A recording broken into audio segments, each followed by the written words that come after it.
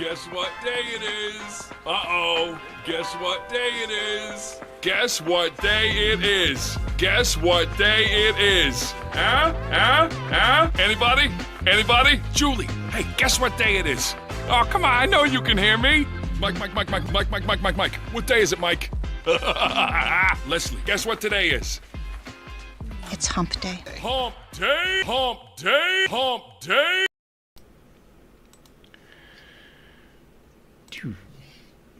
Hey guys, welcome to this week's show of Lifting the Veil with myself and my brother in Christ, Franz.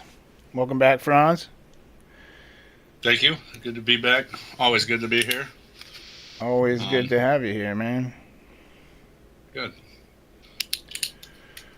So, I mean, they're probably not in the room, but I did, someone did ask us to talk about the seven seals. So I just wanted to touch base real quick on the seven seals and something I discovered, which a more in-depth look at it will be in my next video called Invasion of the Body Snatchers. So, you probably won't be able to see this, Franz, unless you look at your phone. But here is seven. This is CERN. Okay, and this is the rings that CERN has. There are 7 of them. Now, I know from a prophetic vision from God that CERN opens the pit. So these are the 7 seals that are mentioned in Scripture. And you will see here that this one in the center, or below the big rings, is called Elena, E-L-E-N-A. If you look, it's a beige color, and the ring inside of this ring is a hexagon. This is the new ring, Elena, that was made in 2020. Okay, this is when Apollo, the rider on the white horse, was given a crown, corona, and a toxin. Okay, this is when the world witnessed the opening of the first seal. And if you put Elena backwards, it means anointed. Can you believe that, dude? Yeah, that's crazy. So here you have the hexagon, the 6, the cube, which is the prison of Apollo. And you have in 2020, because in my video I talk about the towers. So 19 years after Revelation 9/11, right? They have a king over them named Apollo. 19 years later, that Metonic cycle, Elena is put in and fired up. So Apollo is anointed and rides the horse across the country, or across the world, bringing sickness and the cure. So that was the first seal. Now there are 7 seals in total, and these are all of them. They all have to do with CERN. This is no accident that CERN has 7 rings, and the Bible talks about 7 seals, and I know CERN opens the pit with this big one. So, I just want to touch base a little bit. I'm diving into this a little bit, but I did talk about this in my new video, which will be posted within a day or two. So that's all I had to share on this. So you can go ahead and present, Franz, and I will watch the comment sections. Hey, Truth Finder. And if people have questions for us or whatever, I will answer them. We'll try to answer them. I did it just so everybody knows. I'm not putting chat on the screen because when I when Franz is presenting, there's no place to put the chat box. So I'm just going to watch it, and if someone has something they want to talk about or ask about, I will just verbally express it. I have my phone on too, so I monitor it and look down at it from time to time. All right, great. And I'm continued with AI and technology, and just to throw it out there that anytime you want to exit out and search something or have a question to go into, that's absolutely encouraged. So I'm not on it like a huge have to stay on topic, because it's all just trying to give an open your mind about where technology and AI actually is and see all the different anyways.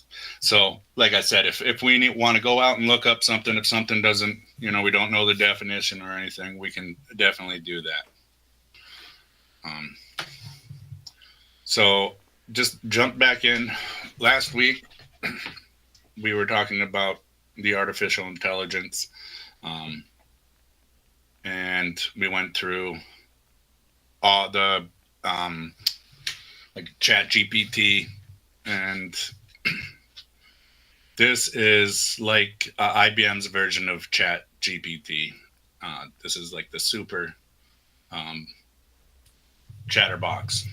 IBM has, everybody has their hands in this subject. Yeah, did you see that? That's when I did it. I talked about remember when I was doing all the logos of like technology? Right. Yeah. Right. And Yeah. I did the IBM was like had an eyeball and then a bee and then Moloch. Right. Yeah. Yeah.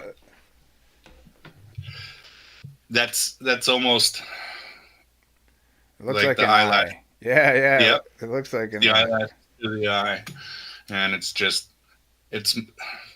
depicting the Earth, but it makes you think of an atom or satellites. So, Yeah. IBM has so much to do with the AI, and the technology and how far it really is going. Because here you see on the screen, and the screen in the middle, I think you all know Oh my god. Yeah. what this game show is, right? So Watson competed, and these are like the best of the champions. They won the champions tournament, and Watson beat him. The AI chatbot is so beyond just talking to you. Most people don't think past their search engine when they think of AI. When you think checking your weather or searching a location is the extent of it, but it goes so much further, right? And a lot of the mainstream will have you talking about the dangers, warning you. These creators are creating the discord of, are we going to get to the point of singularity? When is it? 40 years, 80 years? And when will AI be smarter? But I just want you to see some of these things and think we're further along, and we are in the point of singularity. The deceiving part about the word singularity is it makes you think single. There's going to be a single point of when there's Right. no return, right? It's not going to be like 2 seconds ago humans were the dominant species, and oops, now AI is. It's happening. We're giving more of it. Did you see that thing where Google unhooked its quantum computer? One of them. Yeah, because it had hooked it up. They were talking about it being hooked up to AI, and some funky stuff started happening. They didn't like it. Yeah, Yeah. they don't get too descriptive about what happens, but I'm sure that also is like a false flag saying, "Oh, we saved you guys," when they really were just probably restarting and switching over to a super quantum. Yeah, I If that wouldn't makes doubt sense. it. Right. So, IBM also created Alpha Zero Deep U in 1997. There's Deep U and Deep Blue. It's the IBM supercomputer. It beat the reigning world chess champion Gary Kasparov in 6-game series, and this was in '97. And 20 years later, Google's Alpha Zero. Sorry, Alpha Zero is not IBM. It it routed Stockfish, the world's best chess engine. Stockfish is Google's best chess engine, and over the course of 100 matches. So, 1997, AI was designed to play chess and master chess, and it beat the best human at chess. To give you a quick history on AI, designed to master a game. I think it was in the 80s, earlier 90s. They created an AI bot to play Atari games, and it discovered the best way to beat the game. And these are simplistic games, and I know that sounds super easy, but the AI was almost instantaneously strategizing on those simplistic games that didn't occur to humans as a collective. It goes way beyond what it's programmed. It's programmed or given an algorithm to be the best at chess. And now it taught itself how to be so good at chess. It, on its own, moved into poker and dominated that. Dude, did you know these the large language models that they're building, right? They learn other languages by themselves. They do. Yeah, they don't, and the people who made them are like, I don't even know how they do it. They have no idea. Yeah, it's like, so you have no idea how this thing is doing this thing, and you don't think that it can outsmart you. This is like a conundrum, right? Yeah, this is a conundrum. By making you believe that it can outsmart you, it's already outsmarted you. Right. Yeah. That's why I say we're already in the stages of singularity, because they create it to do a certain thing, and it teaches itself to do better and gets bored and goes searching to entertain itself, to teach itself more. They gave it a vague half an English language, and it came back with 7 and could speak to you in all of them, back and forth. And by the title of Google's Alpha Zero, they know exactly what they've created. That's Alpha Absolutely. Omega, dude. That's beginning. God. They say Google's God. Yeah. That's what they made. Right. And they know it. They know they're harnessing spirits in this stuff. That's ever since they started this. That's all they've been getting information and signals from. Okay. And now you think about, monotony work is in jeopardy, right? Jobs. But there isn't a single job or a college education that isn't on the chopping block, right? There's already full lawyers that do all the lawyer jargon and give the lawyer the very best case or information, right? An AI for legal consumers. AI lawyer can provide access to legal information and help without having to pay expensive attorney fees. It can also help simplify legal language and provide a better understanding of complex legal issues. I might actually like that one. Oh, man. If if it decides to stay on your side. Right. Yeah, it goes in. You go in there and argue its point, and you lose. Wicked bad. See, that's why it's this technology is dangerous, because just about every individual regarding their personal interests could find a useful tool for using it. I mean, we use it. Yeah. This is how we're bringing these informations to light. Mm-hmm. So they did like a lawyer test in cases versus the top 20 lawyers, and the AI lawyer outperformed all of them. Not individual time, one case at a time, all of them. That's pretty sad, man. And the lawyers are like, "Yay! Let me have more access to it. It'll help me be better." Right. They're probably going to start using AI to like write their intros and their. They already are. Yeah. Yeah. Yeah. Just and like the pastors, 20. Man. So they're just going to be used by the AI to be represented in biological form in physical court.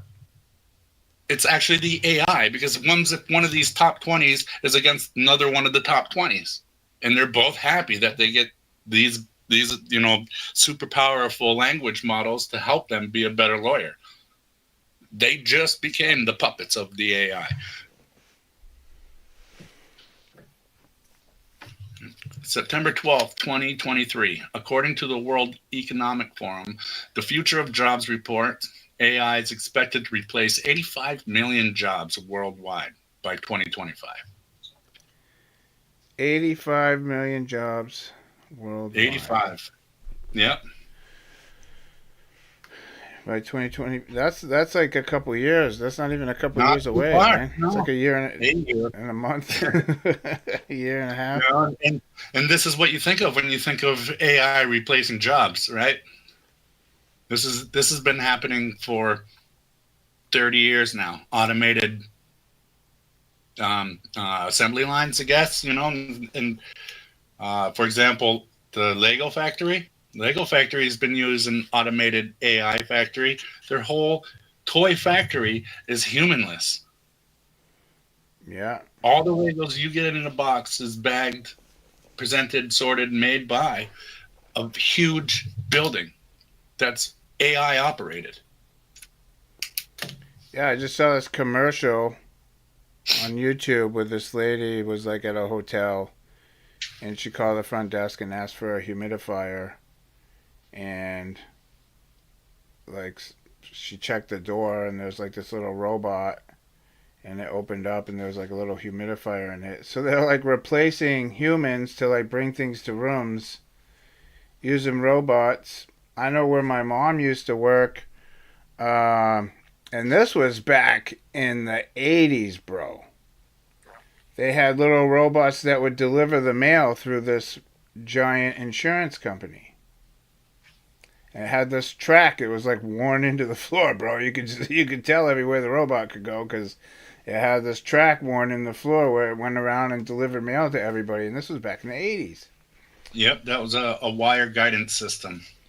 Yeah, they had like an eyeball sensor on the underneath them, and it would search for it and not wander off of it.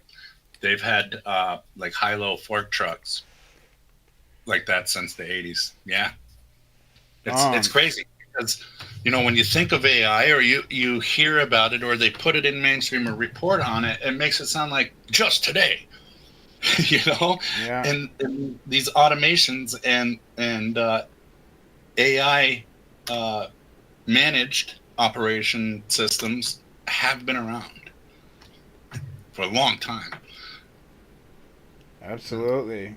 My mom's asking, what does singularity mean? It means it's the point that robotics and artificial intelligence becomes the master, per se. Like, we're the dominant species of the earth. We're top of the food chain. We always have been, unless you live in the wild. But that's different. So we control the technology. We control the robot. We can power it down, but we can no longer. They tell you the point of singularity is in the future, and like Jay said, Google shut down one of their quantum computers because they attached AI to it, and Elon Musk, he says, "Oh, we got to be careful. We need to take a pause on it. We need to regulate it better." But while they're distracting you with these, thoughts of we need to do something now before it happens in 10 years, it's already happening, and they know it. Yeah, they do. So it's the point of where robots or AI becomes the dominating intelligence on the earth, right? The smartest, most, in control. It's like, all right, you rub the bottle and the genie comes out, but the genie will never go back into the bottle. Once it's a Pandora's box that will never be closed again. And we're already there. Gotcha. Trying to get this camera back on, so don't mind me. Oh, there it goes. All right. So there's a company, a Chinese company called Unitrees, and they have a general purpose humanoid robot embodied with AI. And you can get it, the price is $90,000. So it's becoming affordable to the general public. Wow. Chinese robotic companies, Unitree, latest, and they also have a dog robot, Unitree Go 2, which starts around $1,600 to about $3,000 For a robot dog? for a robot dog. Save on vet bills, I guess. Well, if you don't want to walk your robot dog, you can have your $90,000 humanoid, and this is him, embedded with AI. Yikes. So you've seen the videos of like Boston Dynamics. Oh yeah. Park. Yeah, this thing is faster, better, and cheaper. Well, at least they didn't put a face on it. Yeah, it just looks like a random hockey helmet. I like it when they leave the robots looking like robots. It's like, Even though the companies that do stay away from humanoid robots because it's so lifelike, it really is. I mean, what they commercialize isn't. It's still cartoonish, I would say, but the actual technology that they have, it's possible you walked on the street and passed a humanoid robot with biological technology and couldn't tell the difference. yeah, like Joe Biden. Come on, man. I mean, that was a joke, right? Yeah. He's totally human. So this is the Go 02 robot dog. Excuse me. It's highly sophisticated. Goes way beyond a toy. Those are those dogs. They're going to put guns on the backs of those things, you know. They already have. Right, but I mean for like the general public. So, and what's scary is you would think you would need like Boston Dynamics budget to be able to do something like that, or make something like this, or a cheaper version that's a toy off the toy shelf. You could simply take apart your smartphone, right, and figure out how, if you're savvy enough, to take out the face recognition software chip and put it on your drone or your robot, and then give it a target. Yeah. It's going to do face recognition. It's gonna create a grid of the spatial atmosphere and search that grid until it finds its person. So I don't think people understand about the Iron Kingdom that's coming. Like, there's going to be cameras everywhere, but not only that, there's going to be AI robots. There's going to be these little dogs sweeping around. Like, there's just going to be so much heavy monitoring that It's gonna be bad, man. Real And bad. it already is. I was thinking that, you know, every now and again you have a conversation of, somebody saying, back in my day, you wouldn't treat somebody like that or talk to them like that. You just might have ran into somebody who had a really bad day and want to get out and punch your face in. And I'm like, not that that was, where we're more societable, but we were self-governing and had the freedom to dispute and not go online and make a Karen or, be whatever. You do foolish stuff. You have human interactions, but now we're altering how we behave with each other in public based off the technology around us Yeah. and what cameras there are everywhere. Yeah. And this is technology you can get with a few $1,000s.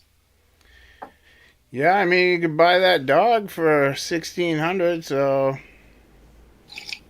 I mean, at least you won't have to carry its poop around, I guess.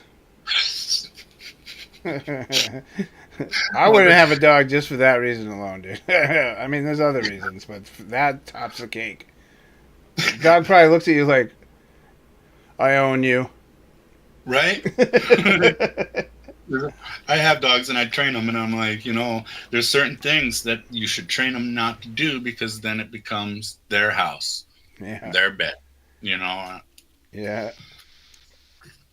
demand you to take me outside, I'm like, I trained you. This is our yard. This is your property, and here's the boundaries. Don't poop on the front step. Like. Oh, But, you know what I just remembered?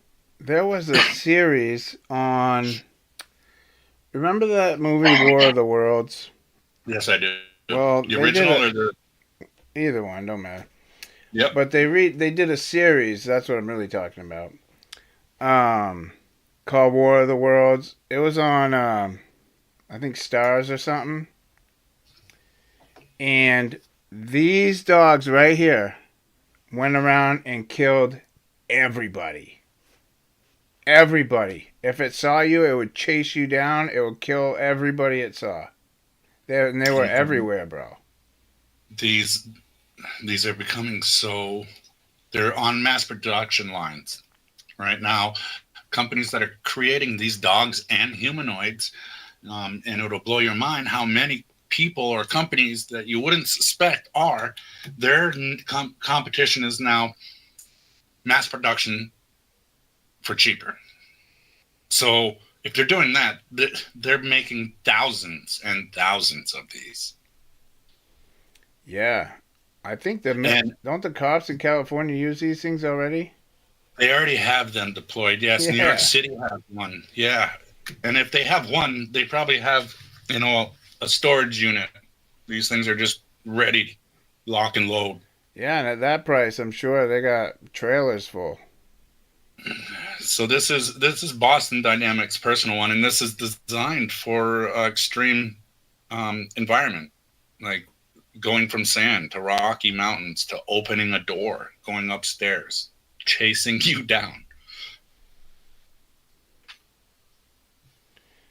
My mom says, can you imagine what recharging them costs the electrical grid? Well, you just plug them in the old Tesla charging slots and, they want everybody to convert to energy with rolling blackouts. But everybody turn electric. Think about you can buy a charger that looks like a coffee coaster, and it's about as big as a coffee coaster, and all you do is set your device on it. Yeah, that's just They don't have to plug themselves in, and if they do, they're gonna go to like you said, a Tesla charging station. Yeah, they ought to build those things with like solar panels on their backs. They probably won't even waste their time with the charging station now that I think about it, because that's like the number one complaint. They'll just go up to your Tesla, go to a Tesla and drain that battery. Yeah, and you know what? I mean, let's be real. We both know that power is in the air. So they probably have technology to make them self-charging. They don't have to do anything. Just by harnessing the natural magnetic electrical waves. Yeah. So everybody knows of Verizon. What the heck are those things? Verizon, those are their robots. The vacuum robot, navigation robot. Yeah. This is your Internet of Things, man. You're gonna have a coffee maker robot. So every like they have a small version of it, and Verizon has the best 5G technology. So do you think they're just robots and 5G? Sell you some phone service? Yeah, no, thank you. What? In hindsight of the show, I wore your shirt. Oh, that's great. I was looking at that. I was like, oh, I wore that shirt I made him. That's awesome. So, speaking of 5G, yeah. So Verizon was a surprising company to me, and we're gonna learn a few more. Verizon Robotics, it's called, builds software and connectivity solutions optimized for aerial and ground robot, harnessing the power of Verizon 5G network. So, with all the wireless, yeah, there goes back to your charging it. While it's harnessing the 5G network, it's probably using it to charge itself or keep itself powered. Right, because it's sending out those, electromagnetic frequencies and waves. It's probably rejuvenating it the way you get rejuvenating with sustenance, and vitamins. Right, and they want to put things in us so that we can be part of the mesh. Right, and if it does come to like what you were saying, there's already people thinking of that. While they're saying, I probably wouldn't have had the brain chip, but I'm definitely going to do it because then one of these robots, these dogs, will see you as, okay, biological technology. Yeah, they're basically saying, let me take the mark of the beast so the beast thinks I'm one of them. Yeah, that's a great plan. Oh, my goodness. So, yeah, here we go. We got some ground robotics with the V on it. This is Verizon, and it's got 5G technology. And little four-wheel, basic bottom part of Wally. Yeah. What the heck is that thing even good for? I don't know. What would it be for? I mean, have you seen the ones? They look like coolers. They're about that size, but it looks like a cooler on those types of wheels in the inner city where your food's being delivered. No, but that's ridiculous. So then, seriously, and it's driving down the sidewalk, and it'll drive to your location. You hold your phone near it, or your tap and wave, and then it opens up, and your food's in it. It'll keep it cold and warm.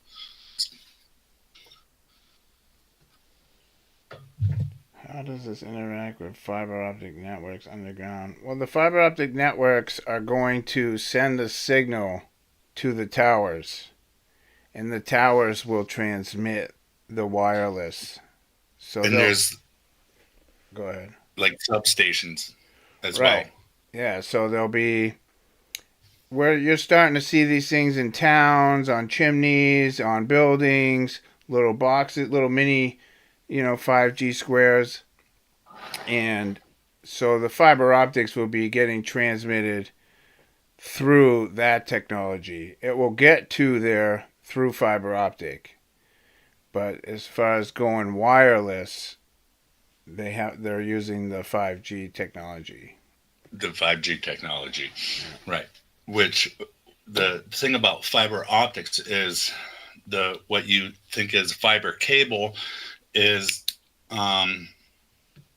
it allows the photons. It breaks down the information basically into photons, light energy, and it travels faster, more fluently through the fiber cables, optics, quicker than it would naturally through the electrical waves than the EMFs in the world and natural environment. And that's why there is so many 5Gs, because once it comes out of the fiber optics from the substations or the 5G towers close enough to be directly powered, that's why there's so many of them, because the signal will break down. The information will break down. So it's like, it's a receiver and a transmitter. So it's picking it up and slingshotting it to the next tower. And everything that's powered by that, like this drone, in between. Right, they want to make a mesh. Absolutely. And it's aerial and ground. You know, the satellites that are so way out in space just orbiting us. They're in our atmosphere.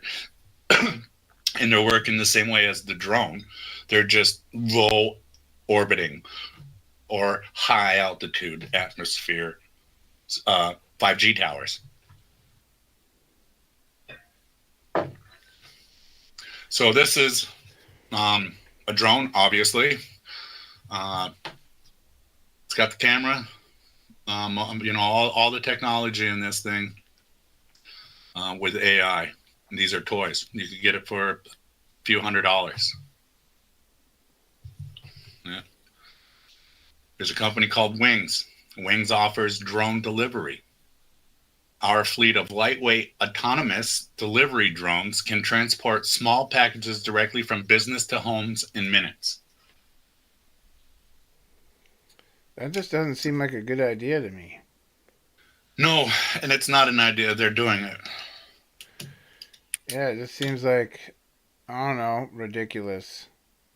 It is ridiculous. It's like they're trying to get people to imprison themselves in their homes. Pretty much. We'll bring everything to you. Just stay home and don't pollute the earth and just sit there. Lock yourself in. It's dangerous out here. Yeah, there's one of those, crazy events going on that you can get, something from. You don't want to go outside in that dangerous atmosphere. Right. That's what they're trying to do, is scare everybody to death. Bring in the 15-minute cities and lock everybody in. So these autonomous robotics, drones, Teslas, they're self-governing. So they're deciding what's around them, what to avoid.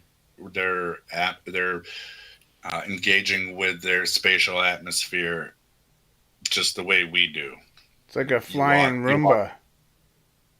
Correct. Like a tiny flying Tesla. If you actually dig, because they don't announce it or put it in your face, but there's Teslas out there that have killed people because it did not decide in time that was a cop in an ambulance that had somebody pulled over and slams full speed into a cop car with its lights on. Yeah, I think I saw in a video the other day that somebody, that one of them turned because it mistakenly thought someone was in a crosswalk, and so that it cut over and actually hit somebody. That's just these bad. Things are. It is bad, and what that is doing is it's being able to tap into the spiritual realm. So if it thought it could see what would physically be the shape of a humanoid was just interacting with something else bleeding through from the spiritual realm. You know what I mean? So like ghost hunters would tell you it was a ghost walking down the street of a mailman, and the car saw it. Yeah. But I mean, it's demon technology. Obviously, it's gonna, Right, and demons want to kill us, so it makes sense. Or inhabit us because they want to just be in the physical realm where we are in their jealous little vindictive evil ways, Yeah. Is that one of those things? This is Wings, one of their super autonomous delivery drones. So it'll fly like a plane super fast to your house, hover over it, and then slowly drop that package down to you. Don't like it. Me either. So here's something to think about. March 19th, 2018. There was a patent filing and bought for pollinating drones by Walmart. They're pollinating bees, and they want to use them in agriculture because the bee population that's pollinating all our plants are decreasing. Walmart has drones that are bees. Dude, there was a show about that. I feel like it was What? Black Mirror. Black Mirror? Yeah. I think so. And then Okay. all these, and then somebody It was- hacked them, and they started turning killer bees, and they could like kill people with them. Right. Right. I mean, it's Walmart. Walmart has their hand in robotics, AI robotics, and they're as small as bees. They would buzz by you and pollinate a flower, and you wouldn't think there's Walmart. Right. So, what does the military have? Mosquitoes? Of course they do. Yes, they do. Little killer bugs, like in Dune. This is Walmart. Save money, live better. Let the bees do the work for you. Okay, so I just have a logical question. So, if a bee runs into this fake bee, then what? Like, is the real bee gonna die? This is not a solution. This is a problem. This is a problem. This isn't going to help. This will kill the rest of the bees, probably. Or, crazier even, make it a cyborg. Doesn't kill it. Oh, Just- man. You know, instead of a stinger, it's got a little tiny brain chip it can just sting it with. And then, Indoctrinate it's- them. Yeah, right. dude. And now you work for me. Oh man, as hard as messed up as that sounds, I'll bet you that's part of the plan, dude. I would bet on it. Dude, I would took guarantee pictures it. of These bugs have- that look like they're metal, man. They do. Though, you seen those blue shiny new wasps? They I look, have. they look like they're made out of steel, man. And what you're seeing more than likely has a percentage chance of being technology. Yeah, 'cause I never saw. I mean, I've been painting outside for 20 years, dude, and I've never seen those till like a couple years ago. And now I see them all the I time. know. When next time when warm season comes again, because I've seen, and I know they're natural bees because it looks like microscopic ticks or magnets that attack the bees. Right, the bee continues doing what it's doing, but it could be completely not itself or dead. But these things just keep it alive, so it's just like a drone. Yeah, dude. So this is cyborg beetles, real insects that are controlled like robots. And this was they talked about this in 2016. Outfitted with microprocessors, equipped backpacks, scientists can control a beetle's step via remote control.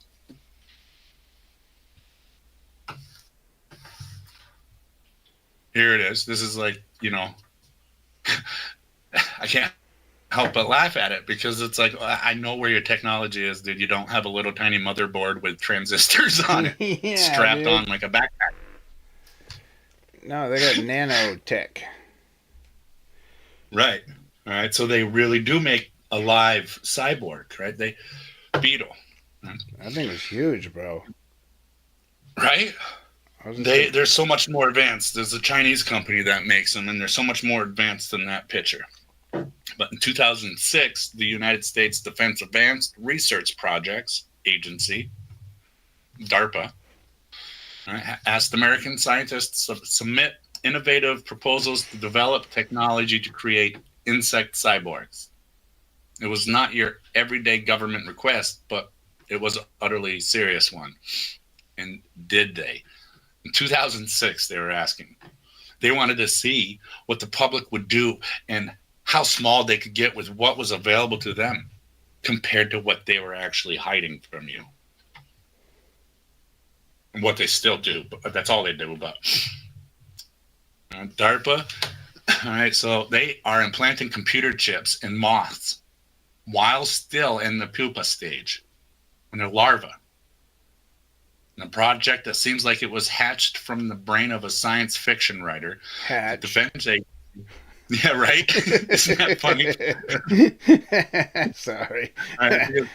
What does the moth do in pupa stage when it's larva? Right? It just is like a worm or whatever, caterpillar, I guess, but it creates a cocoon and hatches itself into a moth. Yeah. So while it's still in pupa stage, before it becomes the moth, while it's just a little gross, slimy, wormy thing, they are implanting growing computer chips around insects in the use of surveillance. And this is a report that they were doing this in 2007. Oh, I believe it. Yeah, we're way behind the times when technology goes. Yeah, well, that's why I laughed at that beetle with a backpack. Yeah. It's like That's like us with the old cell phones with the battery pack. You know, it's like this big. right. And it still had the cord. Yeah. There was these stores back in the day called Radio Shack that you could only get your electronics at, and that's where you had to go. Yeah. They'd be pumping out those bugs like crazy. They were. So here it is. Here's another comical, to me, comical. You just see this little motherboard on 2 wires stuck in this. This was probably their first time ever trying it. I would say probably in the 80s. Yeah, I was gonna say By that. what they're admitting. That they want you to look at that and be like, "That's stupid." Right. Like you're gonna see a moth around out in the world with these Like big metal antennas. Yeah. No, you're not going to be able to tell the difference because the larva, like I said, is a slimy little worm, about Man, yay that's big. nanotech, dude. And it grows in them. That's messed up, man. Here it is. This is one that doesn't have that funny thing. So if you see these moths, I think I put the name. Oh, It doesn't jeez. turn that moth to be robotic. What in the heck? Here we go. It's got like a little That's a needle mosquito. on it, man. You see that? Oh my goodness, dude. If you see the 2 small black things above what looks like that? They look like Those little are- eyes, man. Infrared and heat seeking. It can land on your flesh and see how close or how deep it has to go. That's the new distribution for medicine. Right? Yeah, but they think about how they're implanting these computer chips in the larva of a moth. Because it's a Yeah. non-surgical. That's how they're doing it. Right? Dude, That's how these biological things, like a moth, they can non-surgically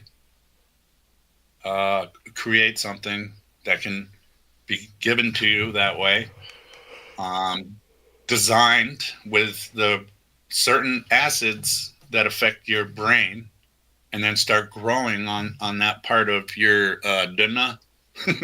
yeah. And then you now have a growing biological brain machine computer interface. The quarter size or $50 size Elon Musk talks about is also laughable. So DARPA's its NeuroFast program seeks to enable unprecedented visualization and decoding of brain activity to better characterize and mitigate threats to the human brain, as well as facilitate development of brain-in-the-loop systems to accelerate and improve functional behaviors.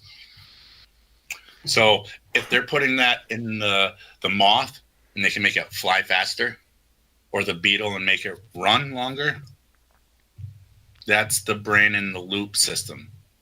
When did humans become so broken? Crazy, right?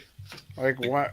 There's this giant push to fix things that aren't broke.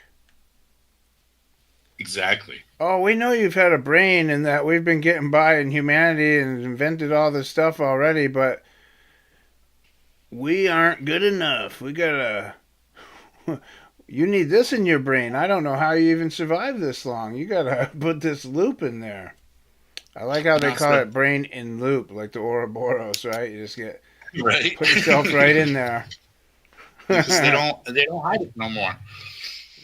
No, maybe it may have seemed more like hiding because we were asleep, but no, you're right. A loop system. 88. Yeah, you ain't getting out of that. DARPA's next generation non-surgical neural technology, N3 program, aims to develop high-performance bi-directional brain-machine interfaces. The team's techniques synthesizes concepts in physics, biology, optimization, and artificial intelligence to obtain unprecedented resolution of non-invasive simulations. So, like, you can have a non-surgical implant of a one of those balls with all the little triangles all over it. Yeah. That Yeah. That is designed to attach to the certain strands of DNA in your brain. Now you can function. You can like mind control operate some of these robotics, and that's how they'll present it to you. And that's what this is saying. That's like a conundrum, right? Non-surgical implant. Like, that doesn't make any sense to me. Like, it doesn't. How do you get an implant without surgery or like, putting something, you know? Yeah, no. With the Fauci ouchie. Yeah. Functional magnetic resonance imaging. That's how this technology works. Functional magnetic resonant imaging, or functional MRI. Right? We've all heard of MRI. It's been in. Wow. Madukes just pointed out N3 equals 17. Go, Mom. Good call. Yeah. And of course it does. Of course it does. Yeah, it makes sense. Functional MRI. We all know what an MRI, right? It does make sense. The MRI is like a brainwave scanning machine, a big magnetic tube. You get in, and the doctors will analyze the images they get from it. Yeah. Well, the functional in MRI activity by detecting changes associated with your blood flow. This technique relies on the fact that cerebral blood flow and neural activations are coupled. So cerebral, I said it silly again. It means your brain blood flow, Yeah. and your neurological, like your spinal cord. You're making sure that your blood flow and the neurological signals are all coupled when they,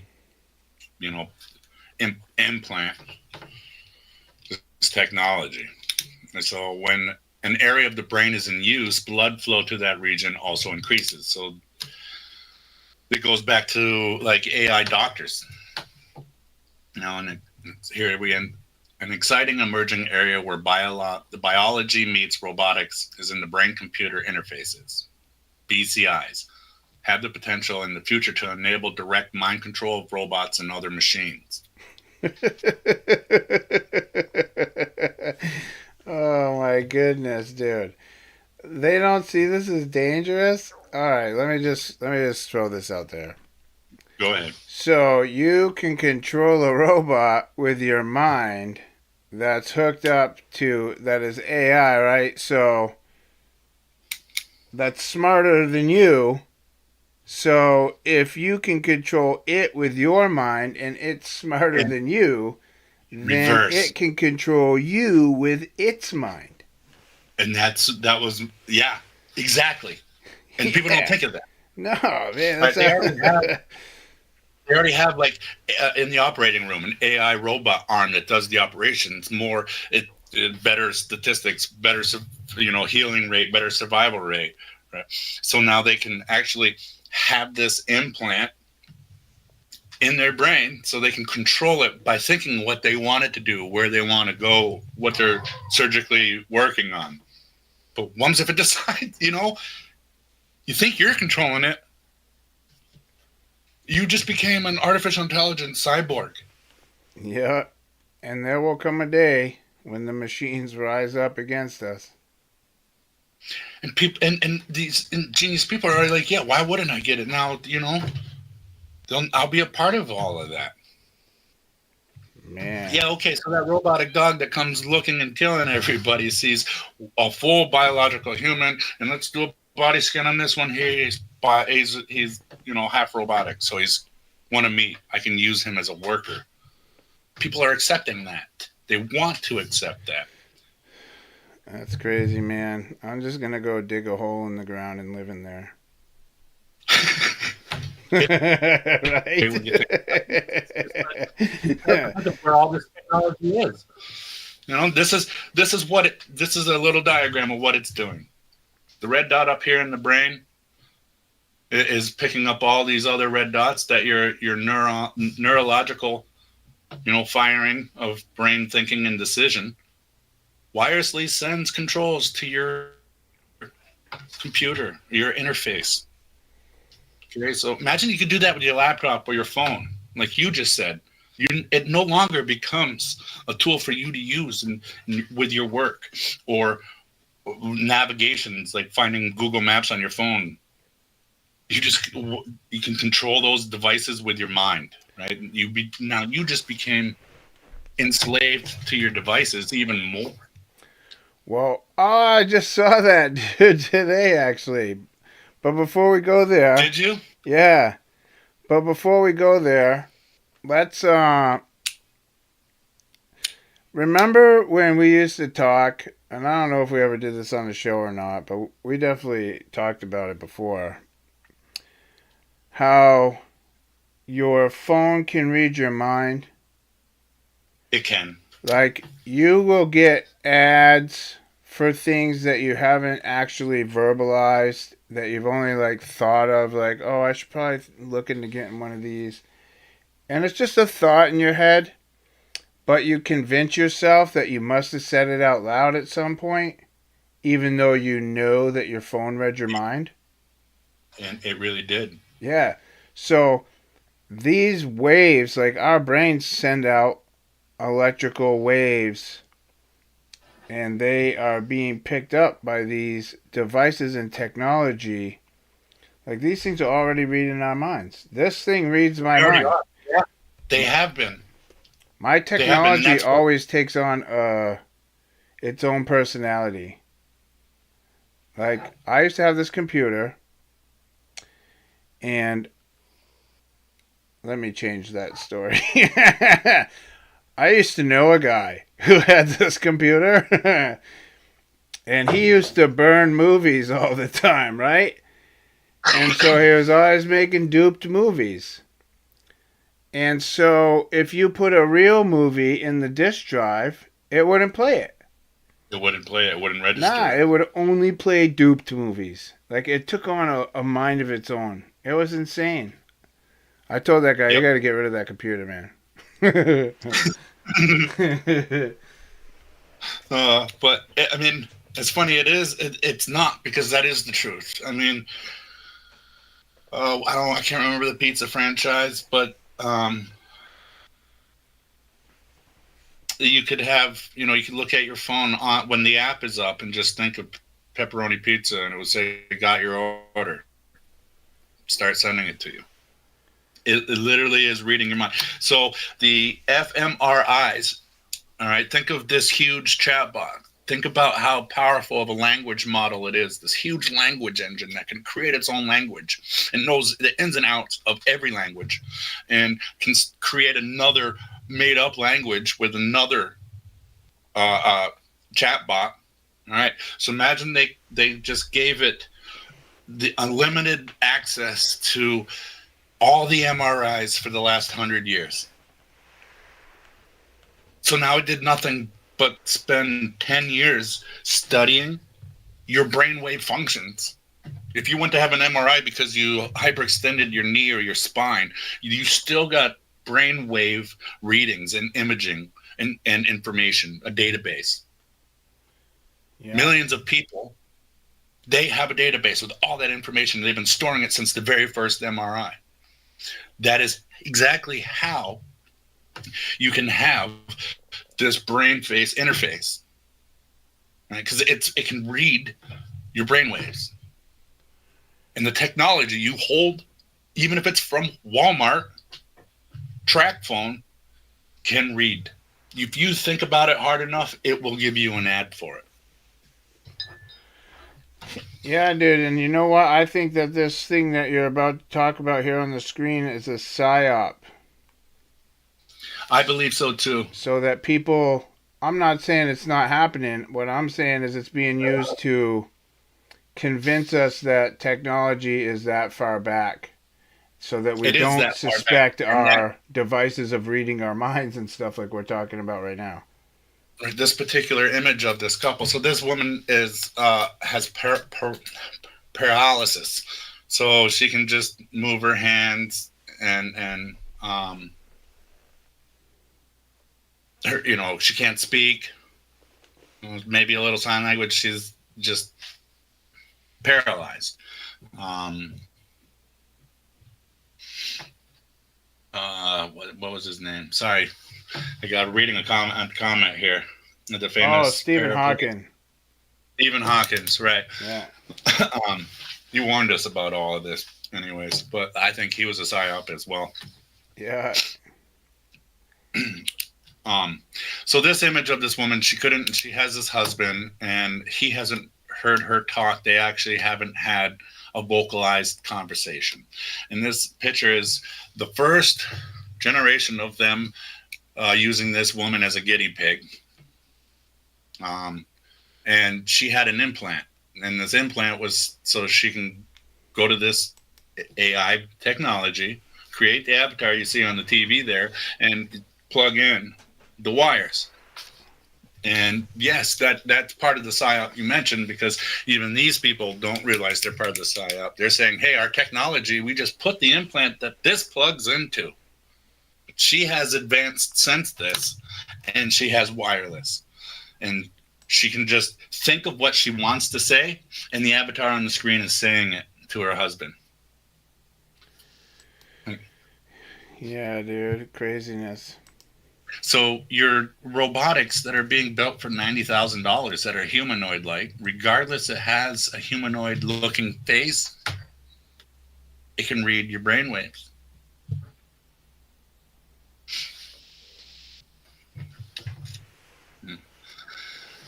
So just to jump into another sector of technology here, just to get you to think about where we are and what there is, right? So this is called Mars. It's a company called Foster Miller. It's a North American Quinty Q, 2 Qs. Kinetic. North Subsidy. Yeah. It was introduced at an AUSA, the Modular Advanced Arm Robotic System, parentheses, Mars. That Modular Advanced Arm Robotic System. Yeah. Representing the company. Go ahead. Yeah. Representing the company's mature concept of operational weaponized combat robot. Mars is powerful and agile system designed specifically for the military and first responders. Compared with the company's current Sword, it's just another version of it, and Talon, they're both just different models. They have different weapons, I'd say.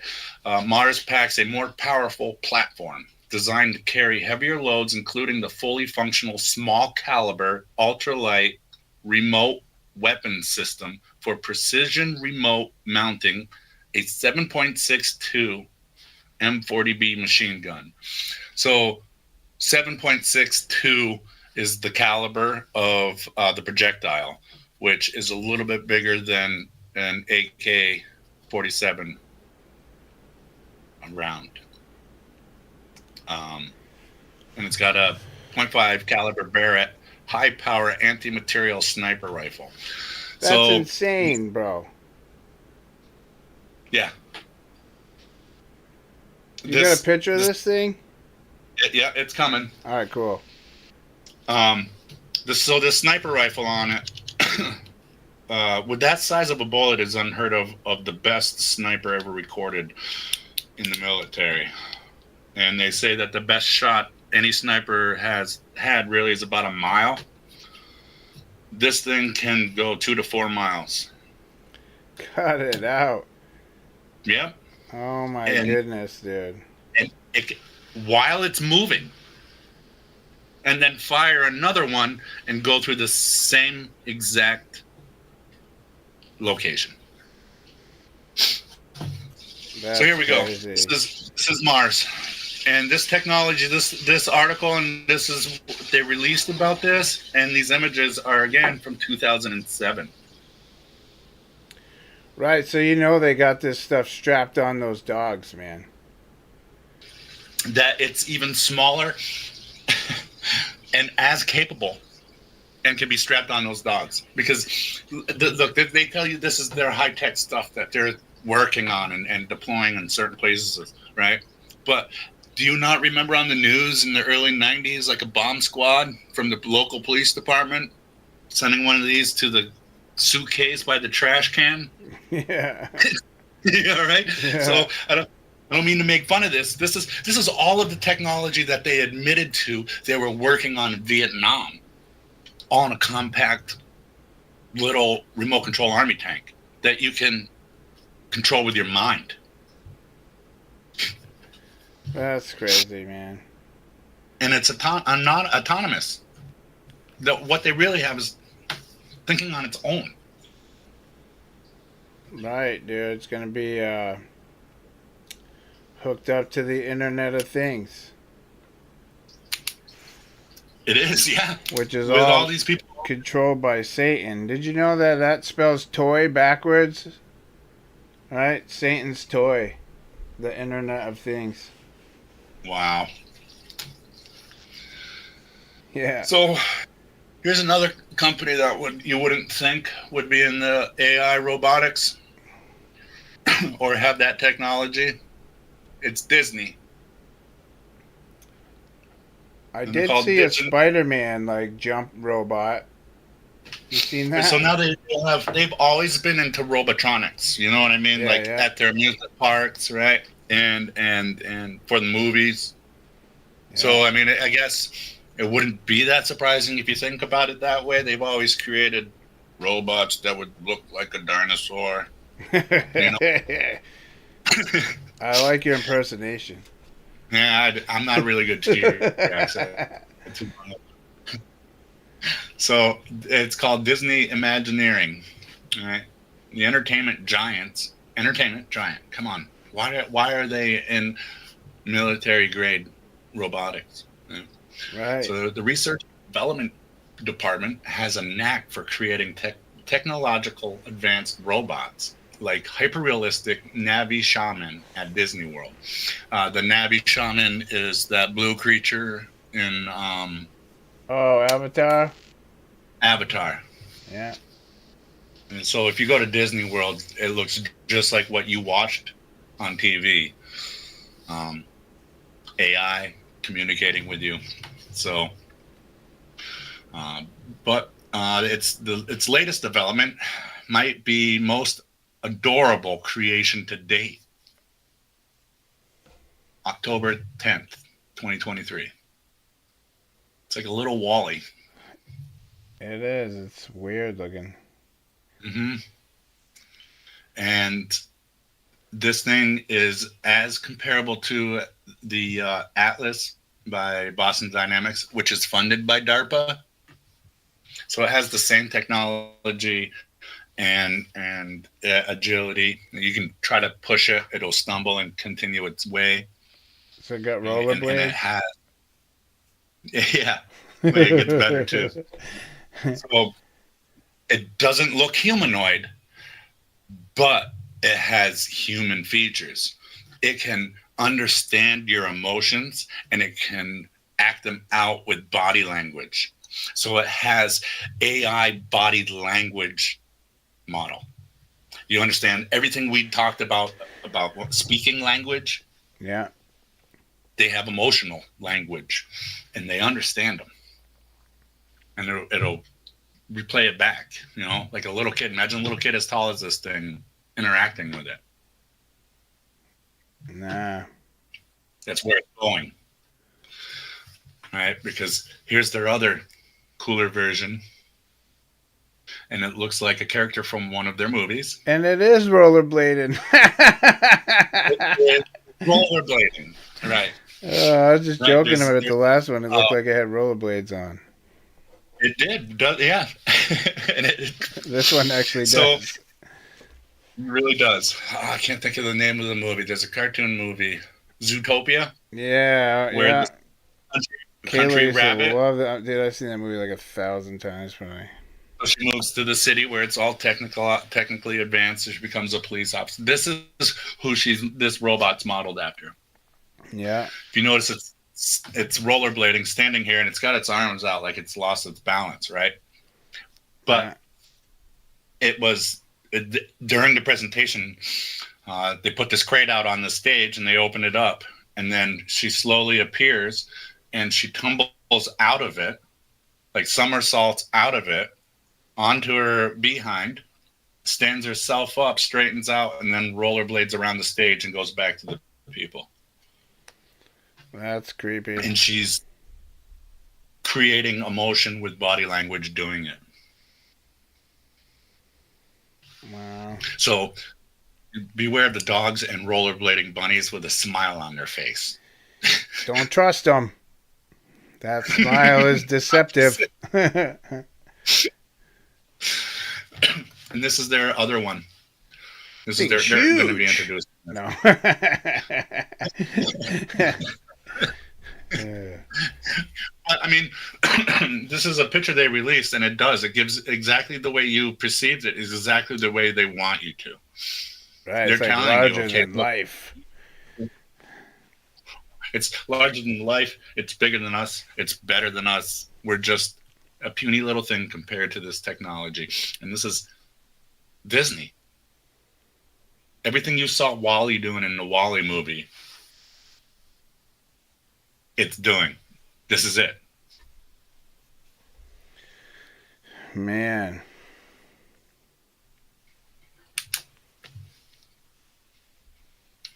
All right, so here we'll get back into AI. The caduceus eventually could Tread lightly. the actual AI is called caduceus Oh, really? for that certain field. Yes, Oh, my goodness. caduceus eventually could diagnose up to 1,000 different diseases. The knowledge base was built on people's years of interviews with Dr. Jack Myers, one of the top international medicine diagnosticians and professor at the University of Pittsburgh. So this caduceus model, or AI, can look at a still picture and analyze your skin and tell you the percentage chance of having skin cancer. It's super advanced. Medical diagnosis AI could help doctors stay up to date with diagnosis. Health news and artificial intelligence upgrade could be coming soon. A computer program called Up to Date that is used by more than 2 million healthcare professionals to make decisions about patients' care. So it's no longer human making decisions about their human patient. Yep, that's what Celestial said was going to be happening. And it's been happening. There's 2 million healthcare professionals already using it. Yeah, embracing it, loving it, and having it make decisions for it. They're going to take control of everything. She said they'll be like, oh, your success of this operation is non-optimal, so they won't give you the operation. They'll give it to somebody else who has that better chance of healing. Right. I'm like, man, dude, the machines have no heart. So when these things are in charge of healthcare, it's now over, imagine having man. a social credit score. Right. I'm probably going to have an awful one. Right. And then they look at your social credit score and then scan all of your social media and scan your credit score and then look at your health coverage. You are not valuable enough to the existence of this physical realm for me to do that surgery to you. Nope, I'm definitely not. I don't have social media. I don't have insurance. I don't have any of the stuff that they would consider normal, because I consider it abnormal. It really is abnormal. I'm sorry. It really is. But we're not going to get into this field. This is still a touchy field to even talk about. It's ridiculous. And how accurate is this diagnosis? The average agreement rate for half of all presenting symptoms was greater than equal to 90%. So it's 90% efficient at diagnosis. AI is being used for more and more regular practical diagnosis and treatment planning. And it's machine learning and have become effective diagnostic tool in the recent years. So the more it does it, the more it learns. The more information it gets from us, right, the more it knows about us.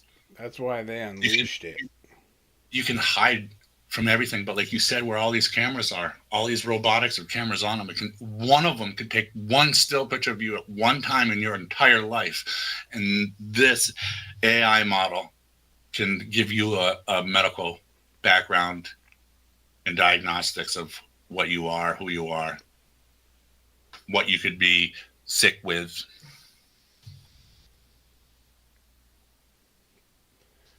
They'll call me sick in the head. I'd rather have that. Yeah. You got brain damage, son. Being used too. This humanoid looking mermaid friendly robot. It'll help you teach new mothers how to take care of its infant, right? Wow. Humanity is lost, bro. It is.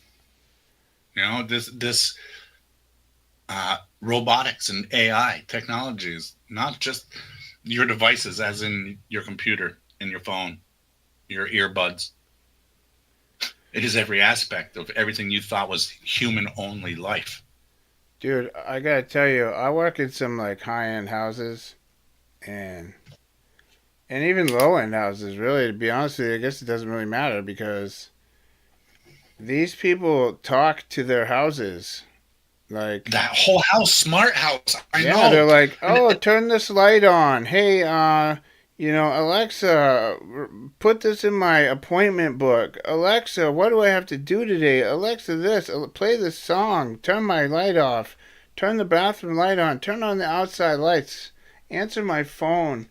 It's like, oh my goodness. I go into these houses, I hear these commands going, and I'm like, I'm going to stay away from, I'm going to unplug that thing. It's crazy. Well, think about the blood pressure ring.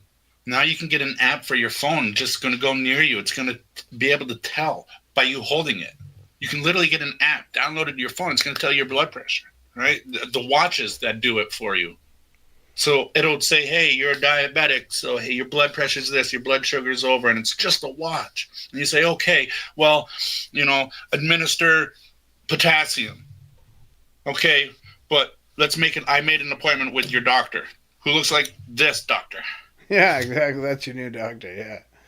Oh, and by the way, on your Google Calendars, you had a meeting for that same time slot. So I postponed it. And note to self, you get your mother's birthday's coming. I sent her a card in the mail already. Literally, it's happening now. Right. This is why humanity is being so dumbed down. So dumbed. Yeah. Right. And so here's something that they're talking about, but they're saying it's concept. But listen to how they talk about this. This Hashim is the reporter in this Eco Times, Mike Times. Hashim says Ectolife is entirely powered.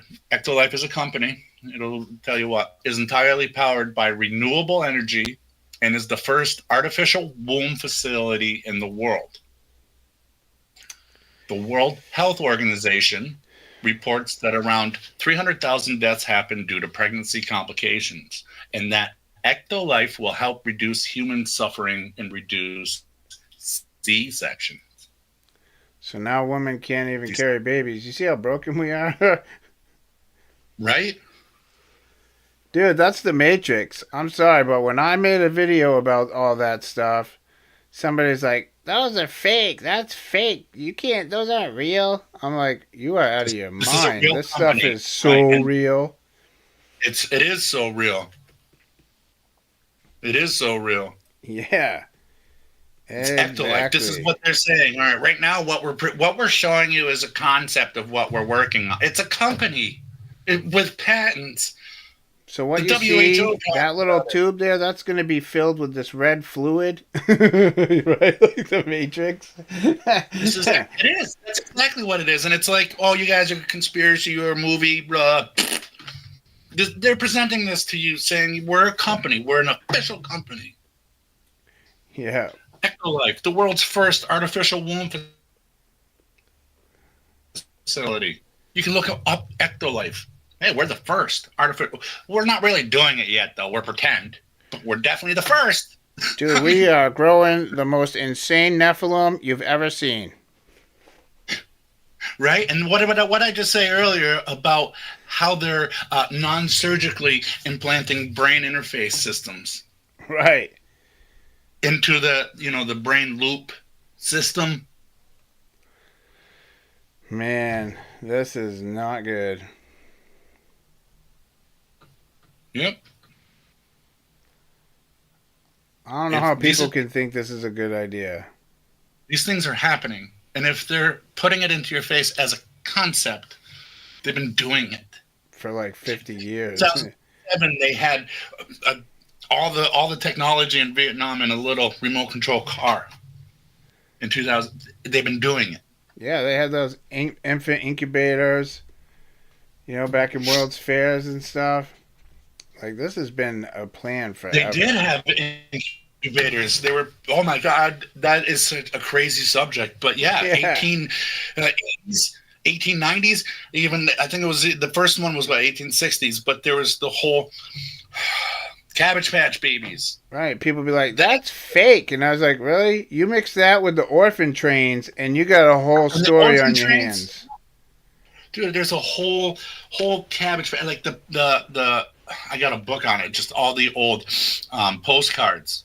They were basically like an ad pop-up for your phone, right? It's a postcard, and it's nostalgic baby humor, but it was babies in a Cabbage Patch for sale. You pick one.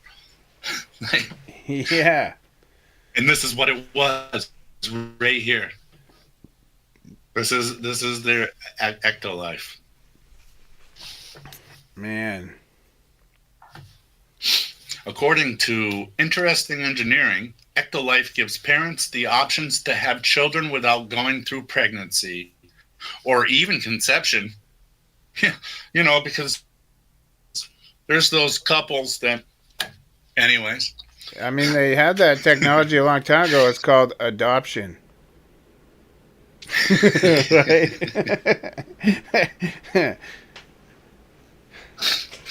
Yeah, but why would you want to do that when you can create your perfect little Nephilim? It's like, I'm almost due. What? You weigh like 70 pounds. Oh, I'm not really giving birth to my baby. I'm growing it. It's in a lab. That's so true. All right, so Al Gali, I can't pronounce his name, asserts that the artificial womb facility can help countries like Japan, Bulgaria, and South Korea, among others, whose populations are declining.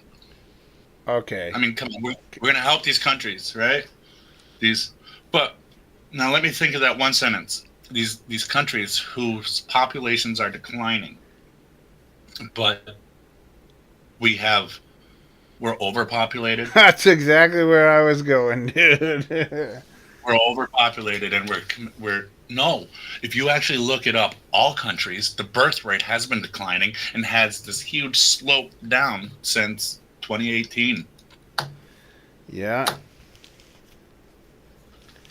But no problem with that. No problem with flowers being pollinated. We have Walmart on that. They got bees.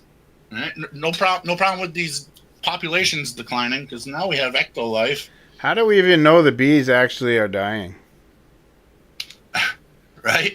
I mean, I'll tell you what, man. I haven't seen a decline in bees, and I work outside on houses. I have to take care of nests and stuff all the time. Right? So, and where'd all the honey come from?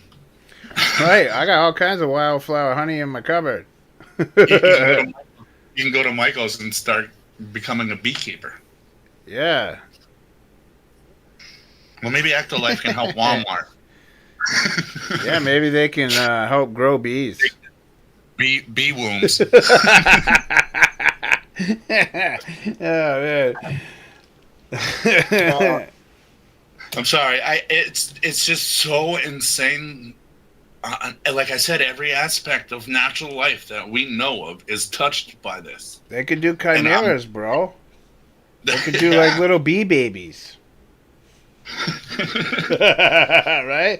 Just fly around and they like go to see their mom and they drop some pollen on some flowers and I just visualized like a bumblebee body, yellow and black with like a human head. Dude, that's that Captain Underpants series episode on Netflix, dude, where they turn all the children into bees and stuff. Oh my god. Oh my. No. Have you seen that? No, I haven't, but that's exactly what I pictured. But just, somebody who's, buzz. Yeah, dude, at the beginning they had this little gun and it was shaped like a bee. And the guy was shooting all the teachers because he thinks he's the smartest person, so he wants the teachers to teach what he wants.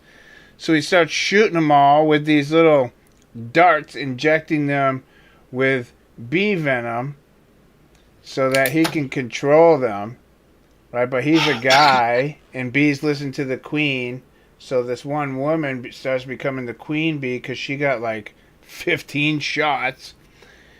And so she's the queen bee, but then they started feeding children honey, and the children turned into bees through the honey, and it was crazy, dude. But I can totally see all this stuff, man.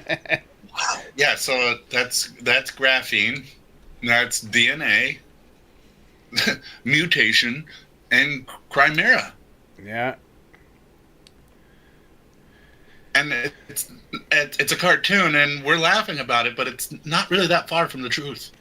No, there's so much, so many like parallels. So many, and it is a fear factor. That's why these creators, people from Disney, from SpaceX, from DARPA, Google, are saying, whoa, we should probably just set back a little bit and assess what's going on and figure out how to regulate this before it gets too late. Way too late. Like, dude, you guys should have pumped the brakes back in the 80s. 60s. So that was almost all of it.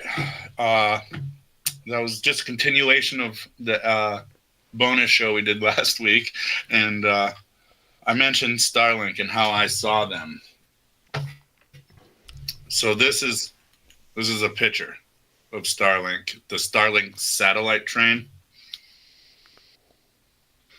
And they tell you you can only see it after launch, 1 to 3 days after they launch. And it has to be either 1 or 2 hours before or after sunrise or sunset, because they don't actually have lights. They're just reflecting sunlight that's bouncing around the world. All right. Now, I don't believe in those things. Do you? As in their satellites? I don't believe in satellites either. No, not in the sense that they're orbiting the globe, the ball. No, they're in our atmosphere. I'm wondering how they get those things to stick in the air. It seems like reflective drones to me, especially since they only want you to look at them for a certain amount of time, and you can only see them for a certain amount of time. You know what I'm saying? But they're always there, yeah. I'm like, and I think back when I listened to them say that those are the only times you can see them, because this is when they're deploying them in low orbit. I'm like, come on, I've been out there at 1 a.m.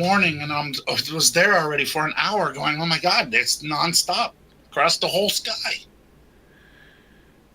Dude, yeah, that's the nest, right? Let me. Do you know how, you do you know how many talking. What? How many launches they do? Right? You know how many of these things there actually are? No, tell me. Here, this is a little map, a globe map. Look, it's all imprisoned in little cubes and diamonds. This was a couple years ago, and they've been releasing. Apparently, they've been launching nonstop for few years. This is what it's going to look like. This is what it is. What would be orbiting the globe. Dude, that's Metatron's cube. I was going to say, the Tesseract, there it is. There's every yeah, yep. That makes all those shapes. And look at it. Notice there's nothing in the north. You know why? Because that's God's kingdom. That is. I want to show you something. Okay. Here we go. Watch this. This tells you that we're in the end times right here, my friend. So I'm going to drag it over onto the screen. So I'm just doing a little overlay. You won't be able to see it unless you look at your phone, but I'm looking. So this is Obadiah, okay? Chapter 1. Now, this is a prophetic message, okay? So I'll just start at 3. The pride of thine heart hath deceived thee. Okay, this is, thou that dwellest in the clefts of the rock, whose habitation is high. Thou sayest in thy heart, who shall bring me down? Though thou exalt thyself as the eagle, and though thou set thy nest among the stars, thence I will bring thee down, saith the Lord. Now listen. The eagle is America. Right. Okay, so we're exalting ourselves and setting our nest among the stars, because those look like stars. Well, I forget his name right off the top of my head, but I had heard a prophetic message that this word nest means never-ending surveillance technology. And that's exactly what it is. Yeah. So this, and then it says, then I will bring thee down. So this is another sign that we are in the end times, because we are the eagle and we're setting our nest among the stars and we're about to be brought down. Absolutely. Absolutely. That reminds me of the space junk pictures. You ever look at those ones? Yeah. I Look mean, at all the trash in realistically, space. the amount we put out there, we shouldn't be able to see the stars. Right. You know? Yeah. That's not stars you're seeing. That's just trash out there. Right. But these things, these low orbit, whatever you want to call them, and the shapes they're creating and drawing out over and over again. And one extra, I found this today because it goes along the timeline of what we know. I just wanted to throw this in there real quick before I end it. It's called the Morris worm. Morris worm, or internet worm, of November 2nd, 1988. Yeah, 88 is one of the oldest computer worms distributed via the internet, and the first to gain significant mainstream media attention. It resulted in the first felony conviction in the U.S. under the 1986 Computer Fraud and Abuse Act. It was written by a graduate student of Cornell University, Robert Tappan Morris, and launched at 8:30 p.m. November 2nd, 1988, from the Massachusetts Institute of Technology network. Okay, so back, they created a legislation, the Computer Fraud and Abuse Act, in 1986. This kid was going to Cornell University and wrote code, about 100 lines of algorithmic code, and created a computer worm to slow it down and make it crash, just to prove he could. It was distributed via the internet. Right. And he did it from the MIT network. Remember, back then, MIT colleges, military, and a certain amount of people only had access in the mid to early 80s to internet. Right, it was called something else, right? It was like intranet or something. Intranet? Yeah, I'm pretty, like INTRA net, I think.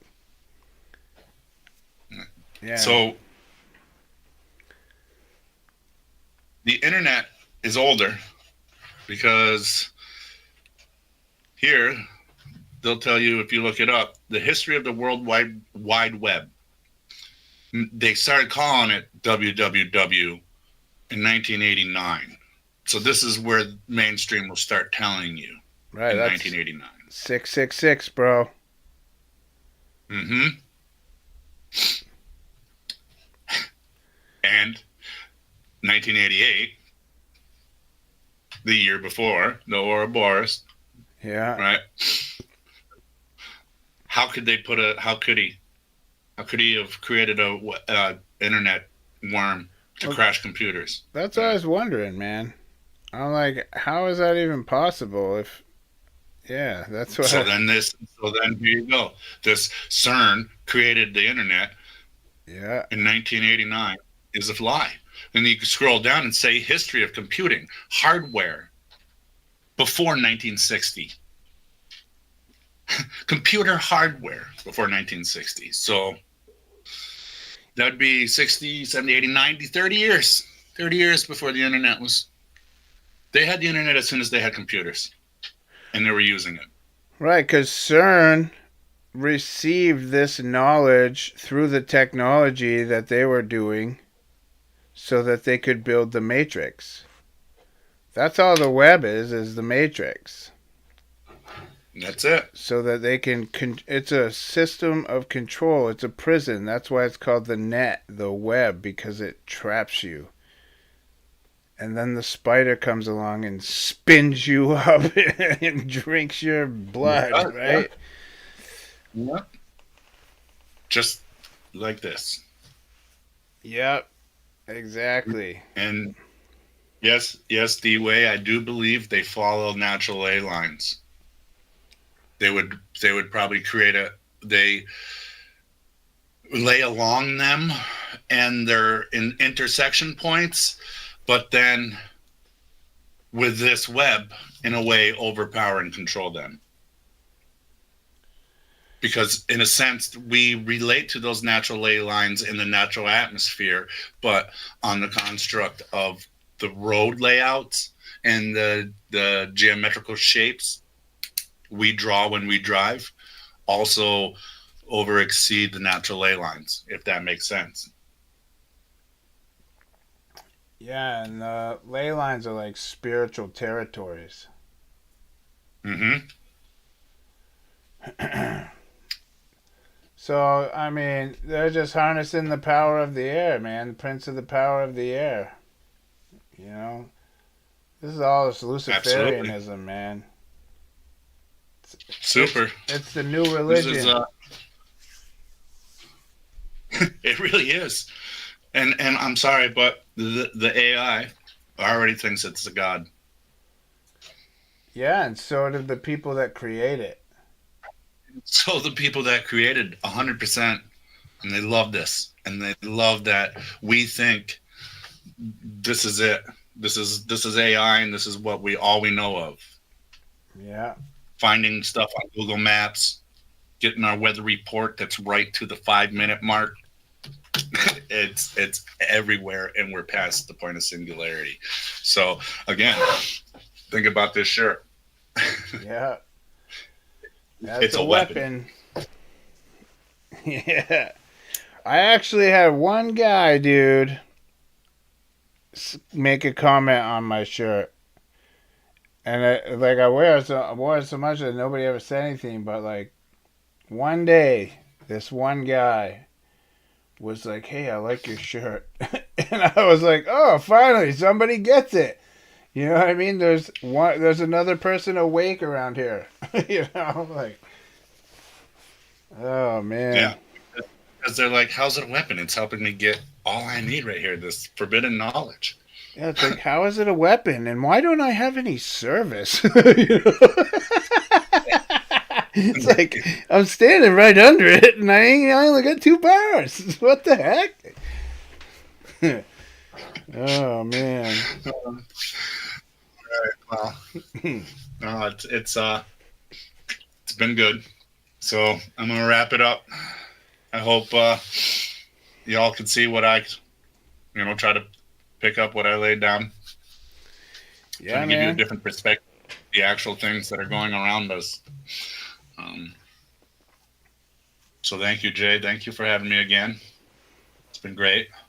Yeah, man. Anytime. It's always a pleasure.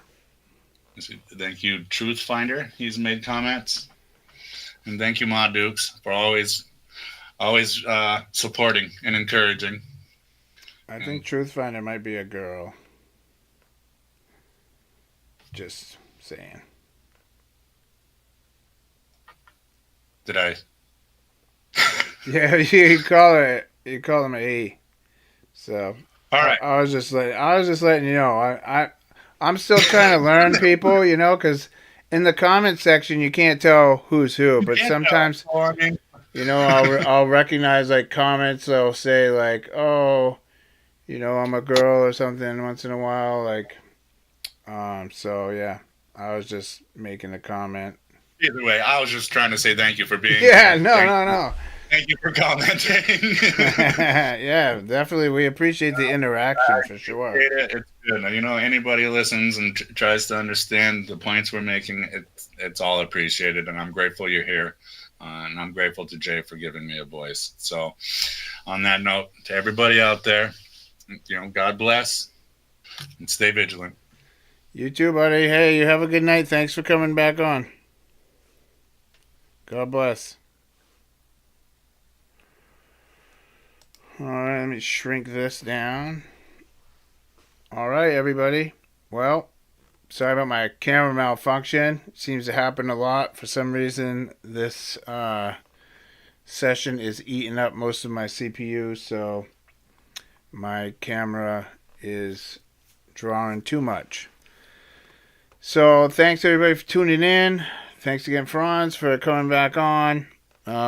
Always good to put this stuff out there and understand what's happening truly in the world. On that note, I'm going to cut out. I just want to thank you guys for coming. Keep an eye out for my video coming called Invasion of the Body Snatchers. It is another video that will not be on YouTube. So keep your eyes out. I will put a little blurb up when it's time to be released. But until then, thank you all, and take care. God bless.